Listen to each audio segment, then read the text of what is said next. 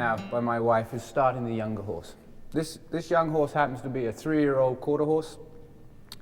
And again, what we'll be doing today is groundwork and the basic, getting ready for saddling. My wife will be starting by working around the horse working around her.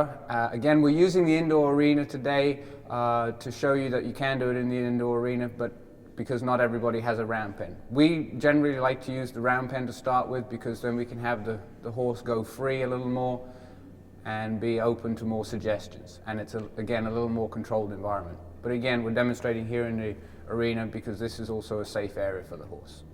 Now again, when we start working the young horse, we like him to be 2 or 3 years old. As I said earlier, this one happens to be 3 years old. When we start, we just want them to get walking forward, and in this case, we can either use a lunge line or a very long lead rope.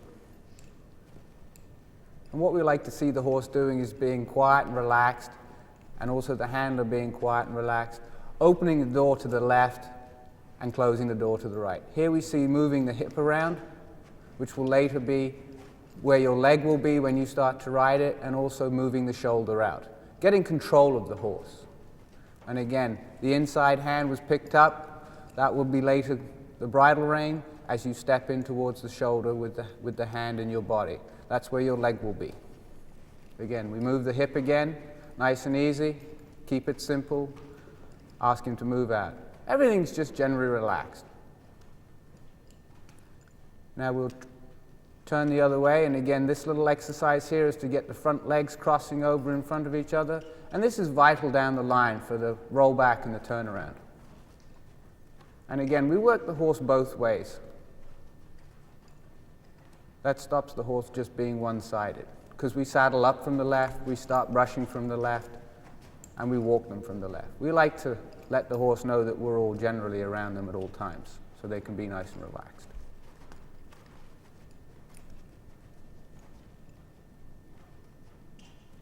And again, we turn back the other way, encourage the horse to move forward. And this is generally a very nice try here.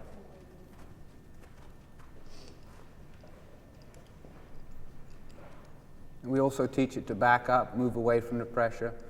Again, you'll see this slight change in the body language as Ditte walks towards the horse in a purposeful, meaning way, so it understands. You send the horse a clear message. Now moving along, we're going to put the horse on the lunge. Again, we generally use the round pen so the horse could be a little freer, but right now we're in the indoor arena. If you don't have a round pen, you can use your indoor arena or a small pasture.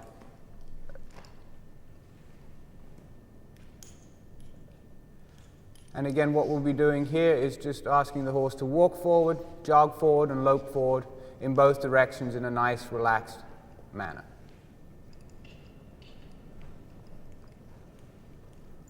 Again, we start at the walk and keep everything nice and easy.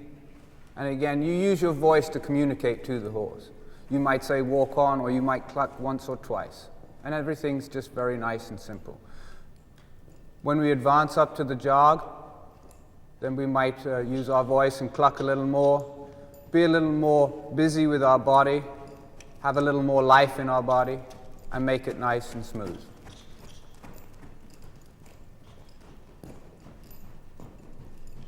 The horse is generally nice and relaxed.